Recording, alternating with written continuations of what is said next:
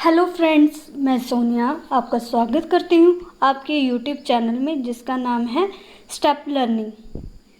आज हम करने वाले हैं इंडियन कॉन्स्टिट्यूशन का पार्ट सेकंड जो है सिटीजनशिप। जैसा कि मैंने आपको प्रीएम्बल में पढ़ाया था कि हमारा जो कॉन्स्टिट्यूशन है उसको डिफरेंट पार्ट में डिवाइड किया गया है। उसमें कितने पार्ट हैं? टोटल 25 पार्ट हैं। तो हम कौन सा पार्ट पढ़ रहे हैं? सेकंड वाला पार्ट पढ़ रहे हैं। हमारा जो कॉन्स्टिट्यूशन है उसमें जो पार्ट 1 है उसमें हमारा क्या आता है? Union and territory. अब हम लोग जो सेकंड पार्ट है उससे हम लोग पढ़ेंगे वो है हमारा सिटीज़न। और मैं आपको एक बात बता दूं, चाहे आप हिंदी मीडियम के हो चाहे इंग्लिश मीडियम के हो, आई होप आपको ये अच्छे से समझ आ जाएगा। आप बस वीडियो को लास्ट तक ज़रूर देखना जिससे कि आपको पूरी की तरह समझ आ जाएगा। चाहे आप हिंदी पढ़ें, हिंदी में के स्टूडेंट हो चाहे इंग्लिश के स्टूडेंट हो।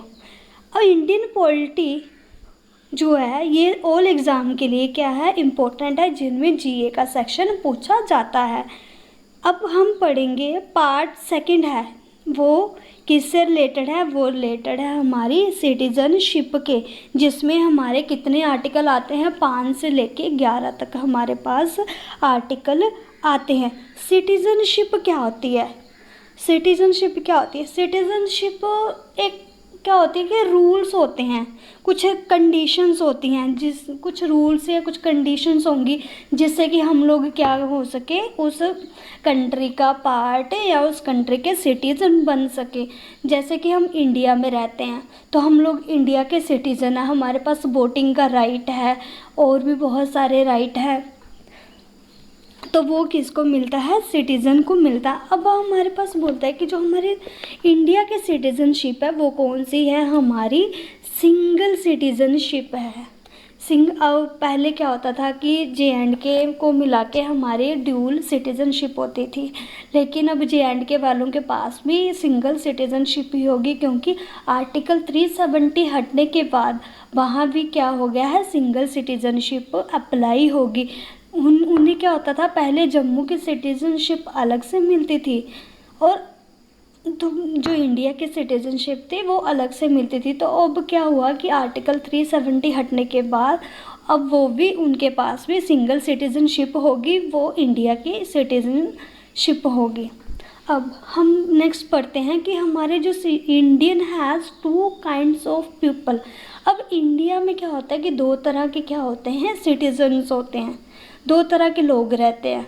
एक तो हो गया सिटीज़न, सेकंड से आता है वो क्या आता है? एलियंस। सिटीज़न हो गए citizen are full time member, they are enjoy all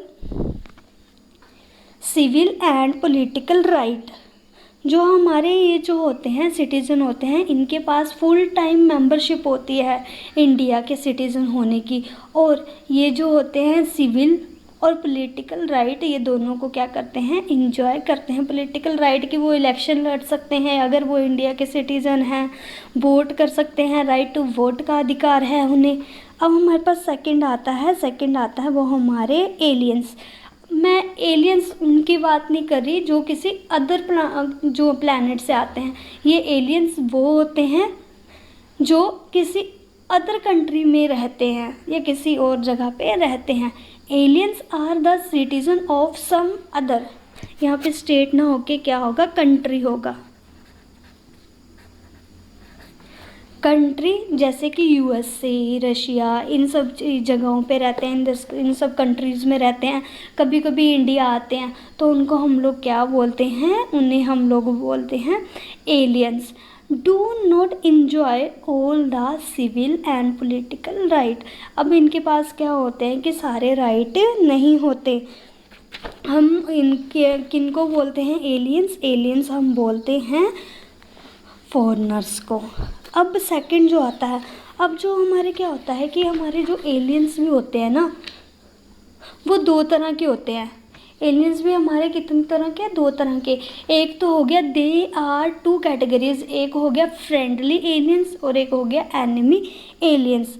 friendly aliens कौन से होते हैं, जैसे कि हमारे किसी कंट्री के साथ रिलेशन अच्छे हैं, ठीक है, तो अगर हमारे उनके साथ रिलेशन अच्छे हैं तो वो उसके जितने भी लोग होंगे जो इंडिया आएंगे उन्हें हम लोग क्या बोलेंगे, फ्रेंडली एलियंस। जैसे कि हमारे यूएसए के साथ अच्छे रिलेशनशिप हैं तो हम लोग क्या बोलेंगे, वो हमारे फ्रेंडली एलियंस हैं।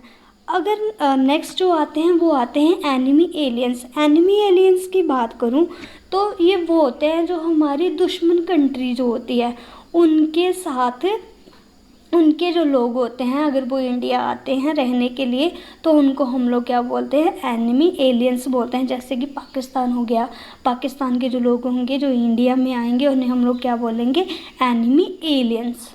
नेक्स्ट जो आता है constitution, confer the following rights and privileges on the citizens of India। अब हमारा जो कॉन्स्टिट्यूशन है वो क्या करता है कि हमारे जो इंडिया के सिटीज़न हैं, जो इंडिया के सिटीज़न बन चुके हैं, उनके लिए क्या करता है कि वो विशेष अधिकार बताए गए हैं इसमें। तो हम लोग पढ़ते हैं कि उनको कौन कौन से डिफरेंट राइट, जो प्रिविलेजेस जो इंडिया के सिटीज़न हैं उनको मिले हुए हैं। सबसे पहले आता है राइट अगेंस्ट डिस्क्रिमिनेशन। इसमें क्या होता है कि हमारा जो रिलीजन हो गया, कास्ट होगी, सेक्स होगी, प्लेस ऑफ बर्थ हो गया, इसमें क्या होता है कि हमारी जो कास्ट होगी, हमारा जो सेक्स हो गया, हमारी जो जहाँ रहने की जगह होगी, उसको लेके हमें डिस्क्रिमिनेशन, कोई भेदभाव नहीं कर सकता। ये हमारे आर्टिकल 15 में बोला गया है। ये आपको मैं जब फंडामेंटल राइट पढ़ाऊँगी ना तो उसमें मैं आपको सारा एक्सप्लेन करके बताऊँगी कि किस में क्या क्या होता है। अब तो मैं जस्ट ऐसे बता रही हूँ कि हमारे जो सिटीज़न हैं इंडिया के उन्हें कौन कौन से राइट मिले हैं। Right to equality of opportunity. अब ये क्या बोलता है कि हमें इक्वल अपॉर्चुनिटी का क्या मिला हुआ है, राइट मिला हुआ है। वो कैसे, जैसे कि अब हम लोग आप देखोगे कि कोई एसएससी का एग्ज़ाम निकलेगा तो उसमें बहुत सारे लोग क्या करते हैं, फॉर्म फिल करते हैं। क्यों करते हैं? क्योंकि उन्हें इक्वल एम्प्लॉयमेंट का राइट है, तो वो क्या करते हैं, तभी इतने सारे लोग फॉर्म फिल करते हैं। थर्ड जो आता है right to freedom. Right to freedom में क्या होता है कि हमारे पास, हम लोग कहीं भी आ जा सकते हैं, हमें बोलने की आज़ादी होगी, हम लोग कुछ भी कर सकते हैं, हम कहीं भी घूम जा सकते हैं, इंडिया के किसी भी पार्ट में जा सकते हैं, कुछ भी बोल सकते हैं, ये सब हमारे पास राइट होता है। अब आता है कल्चरल एंड एजुकेशनल राइट।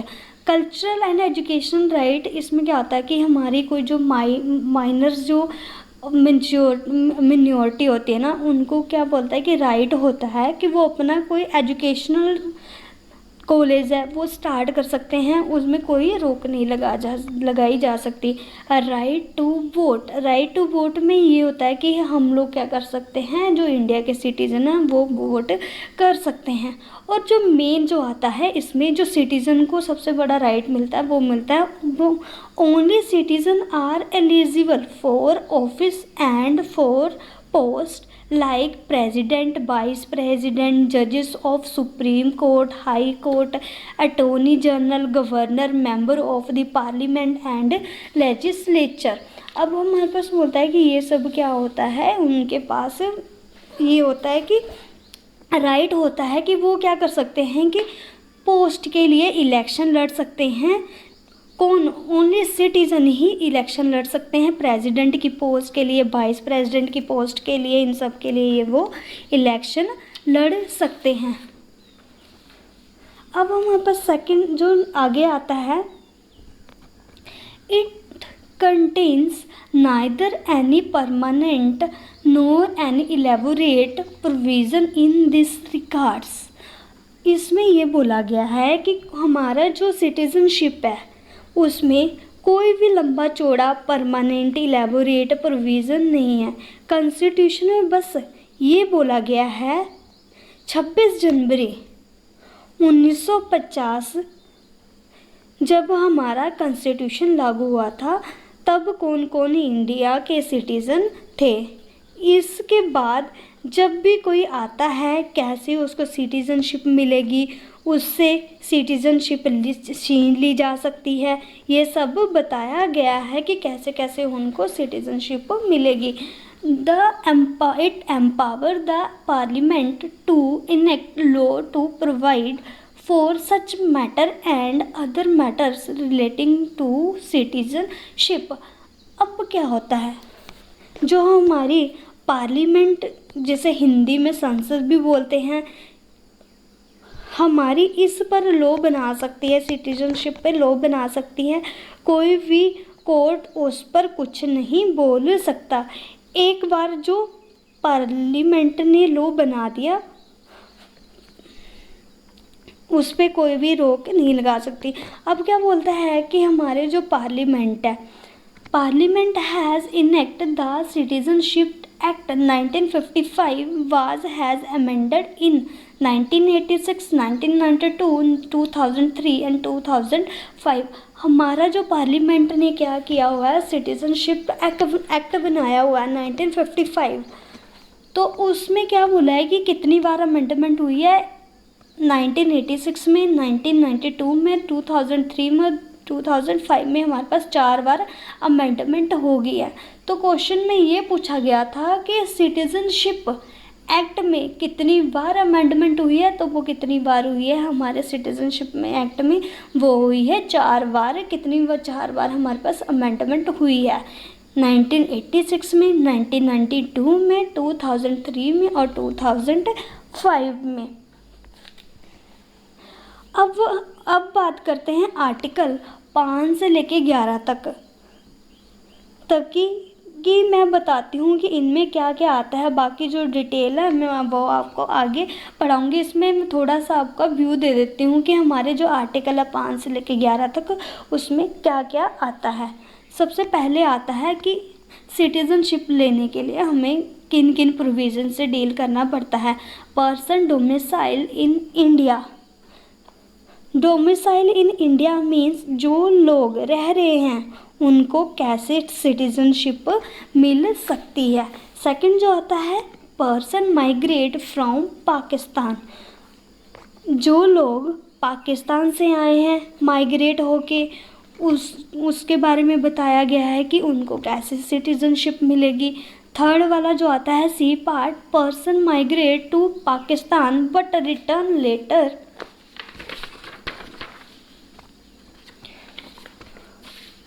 क्या होता है कि क्या होता है कि लोग क्या कर जाते हैं, पाकिस्तान को चले जाते हैं। पाकिस्तान चले जाते हैं तो वो क्या करते हैं कि फिर क्या होता है, वापस कहाँ पे आ जाते हैं, इंडिया आ जाते हैं। तो इंडिया आ जाते हैं तो उसके बारे में बताया गया है कि जो पर्सन इंडिया वापस आए हैं उनको कैसे सिटीजनशिप मिलेगी। उसके बाद जो आता है वो आता है person of India origin residing outside India. वो लोग जो इंडिया के हैं बट कहाँ पे रहते हैं, आउटसाइड इंडिया, किसी और कंट्री में रहते हैं, जैसे यूएसए हो गया, रशिया, इंग्लैंड, इन सब जगहों पे रहते हैं। तो उनके लिए ये इसमें बताया गया है। अब हम पढ़ते हैं आर्टिकल 5। हमारा जो 5th आर्टिकल है उसके बारे में पढ़ते हैं। सबसे पहले जो हमारे आता है, a person who had his domicile in India. क्या बोलता है कि वो पर्सन जो इंडिया में रहते हैं तो उन्हें कैसे हम लोग सिटीजनशिप देते हैं, कि उन्हें हम लोग वो कैसे सिटीजनशिप को ले सकते हैं। And also fulfil any one of 3 condition. उनको क्या करना होगा कि इन तीनों में से क्या करना होगा, कोई एक कंडीशन फुलफिल करनी होगी। सबसे पहली कंडीशन आती है, if he was born in India. अगर वो इंडिया में पैदा होते हैं तो उनको सिटीजनशिप मिल जाएगी। सेकंड जो आता है, if either of his parent was born in India. अगर उसके पेरेंट्स हैं वो इंडिया में पैदा हुए हैं तो भी उसको सिटीजनशिप मिल जाएगी इंडिया की। थर्ड वाला आता है, if he has been originally residing in India for 5 year क्या बोला जाता है कि अगर मान लो कि कोई इंडिया में आया है बाहर से, तो वो क्या करता है कि 5 साल तक इंडिया में रहता है, तो उसको भी क्या होगा, सिटीजनशिप मिल जाएगी। अब हमारे पास 6 वाला आर्टिकल आता है। आर्टिकल 6 क्या बोलता है, a person who migrate to India from Pakistan become an Indian citizen. जो माइग्रेट हुए हैं पाकिस्तान से उनको कैसे सिटीजनशिप मिलेगी, ये बताया गया है। उसके लिए उसके माता पिता, उसके लिए जो होते हैं उसके माता पिता, if he or either parents or his grand parents born in undivided India also fulfil any one of 2 condition. इसमें क्या बोला गया है कि उसके लिए उसके माता पिता या ग्रैंडफादर इंडिया में बोर्न होने चाहिए। कब, जब हमारा इंडिया डिवाइड नहीं हुआ था, अनडिवाइडेड इंडिया के, और वो इन 2 कंडीशन में से कोई एक कंडीशन फुलफिल कर रहे होने चाहिए। In case he migrate to India before July 1948 he had ordinarily resident in India since the date of his migration। इसमें क्या बोला गया है कि अगर कोई 19 जुलाई 1948 से पहले इंडिया आया है, इंडिया में रह रहा है, उसको रेजिडेंट माना जाएगा इंडिया का। इसके बाद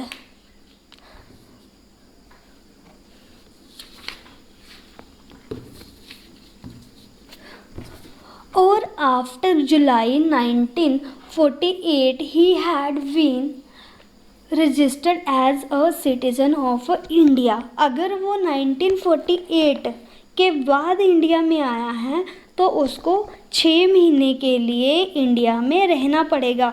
फिर इंडिया की सिटीज़नशिप के लिए उसको अप्लाई करना पड़ेगा। उससे क्या होगा, जो पाकिस्तान के लिए माइग्रेट हुए हैं उनको सिटीज़नशिप मिल जाएगी। अब आते हैं आर्टिकल 7 में। A person who migrated to Pakistan from India after 1 March 1947 but later return to India for resettlement could become an Indian citizen.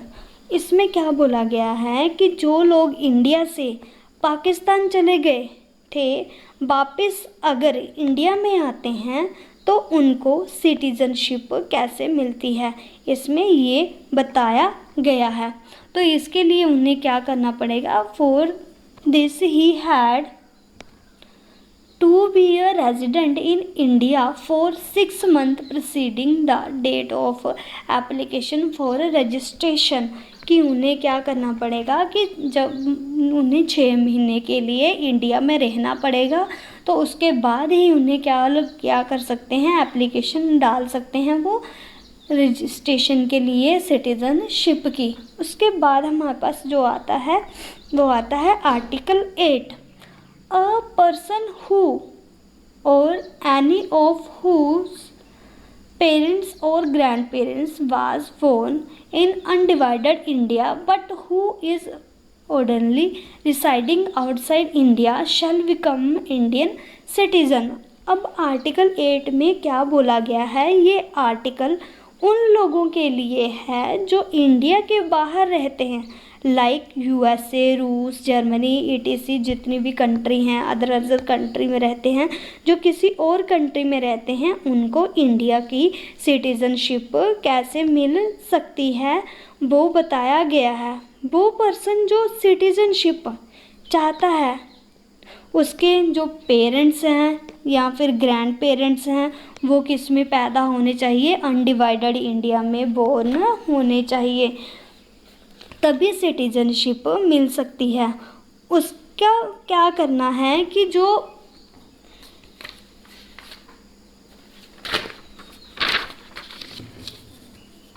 अगर वो रजिस्टर होना चाहता है तो उसको क्या करना है, if he had been registered as a citizen of India by the diplomatic or consular representative of India in the country of his residence.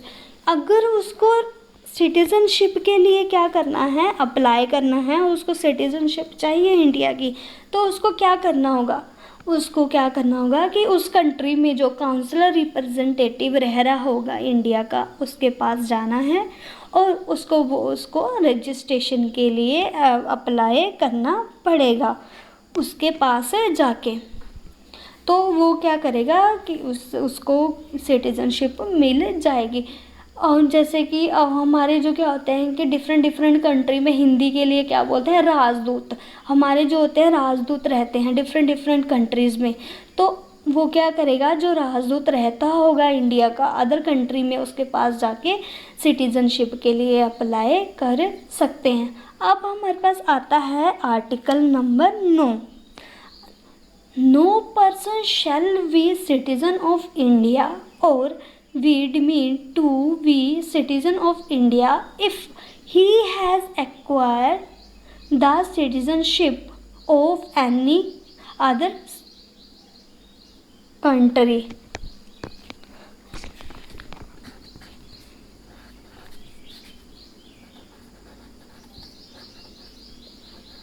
Sorry, यहाँ कंट्री आएगा।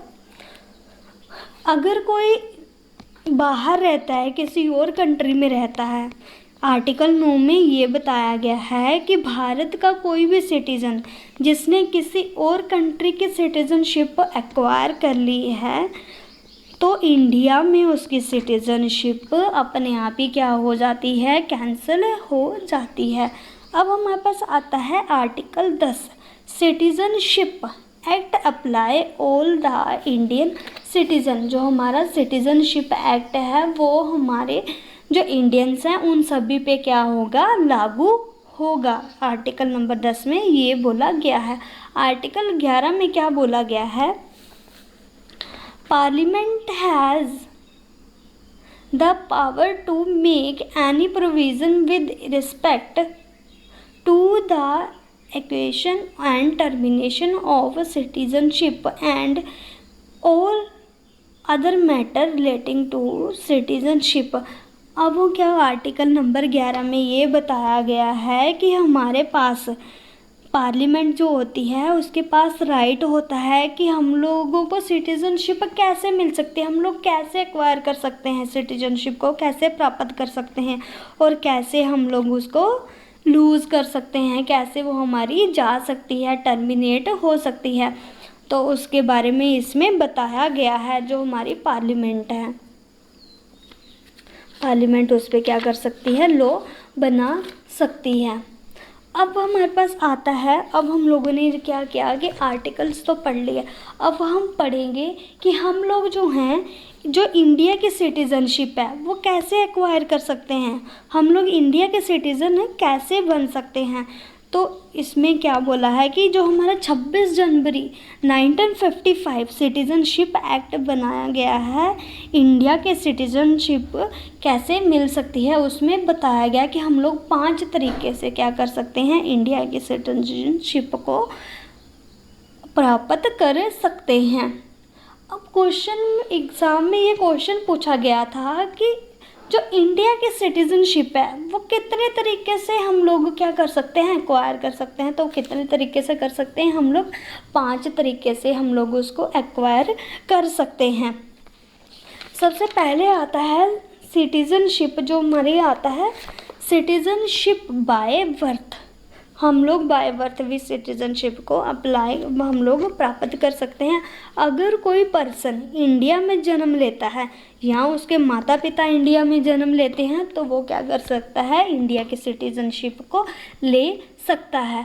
सेकंड जो आता है citizenship bye decent. Citizenship bye decent, जिसमें ये किसकी तरह है, आर्टिकल 8 की तरह, ये सेम किसकी तरह है, आर्टिकल 8 की तरह है।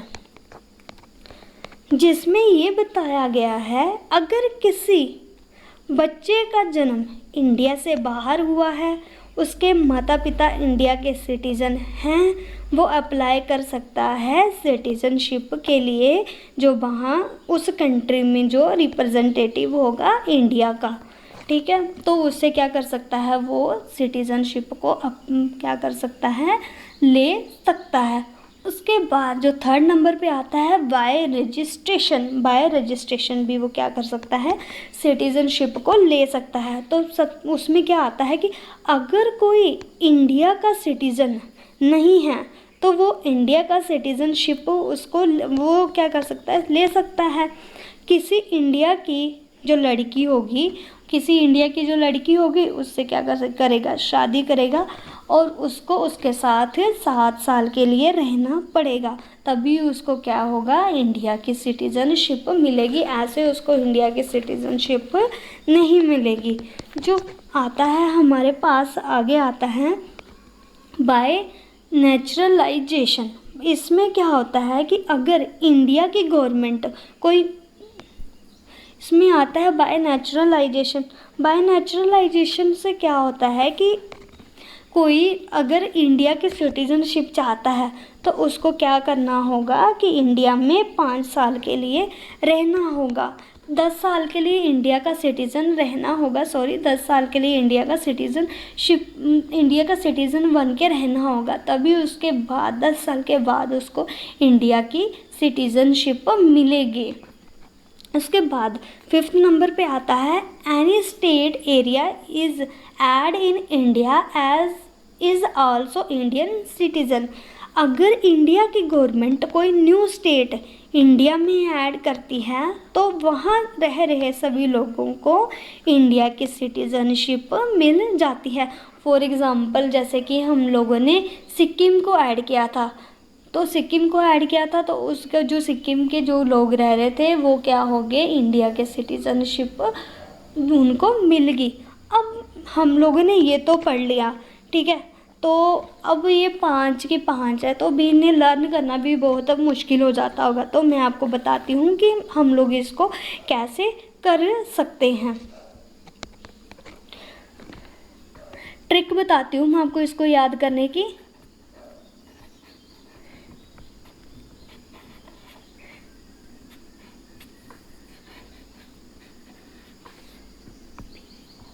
वर्ड, ये आ गया एन। अब हमारे पास बोलता है कि हम लोग इसको कैसे याद कर सकते हैं, वर्ड कैसे, बी से हमारे पास कैसे मिल सकती है, बाय बर्थ।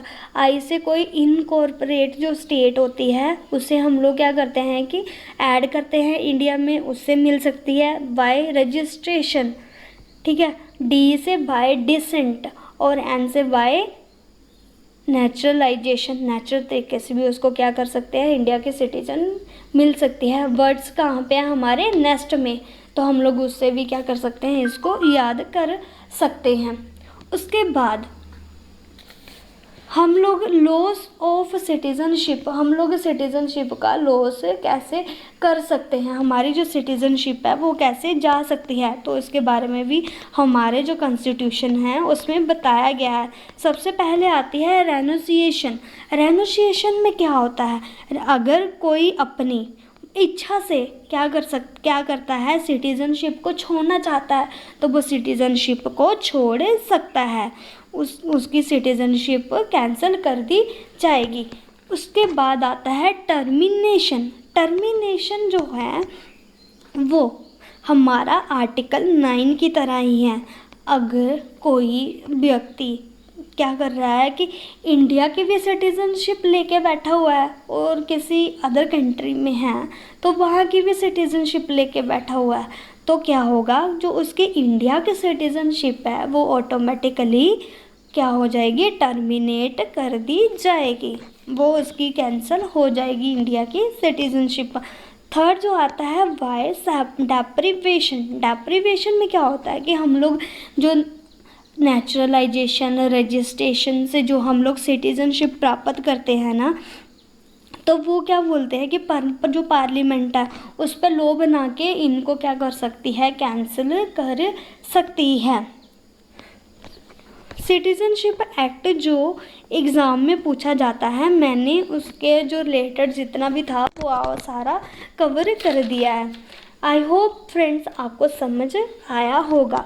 तो फ्रेंड्स मेरे चैनल को सब्सक्राइब करें, वीडियो को लाइक करें, कमेंट करें और मेरी वीडियो की रेगुलर नोटिफिकेशन पाने के लिए बेल आइकन को दबाना ना भूलें। Thank you for watching my video.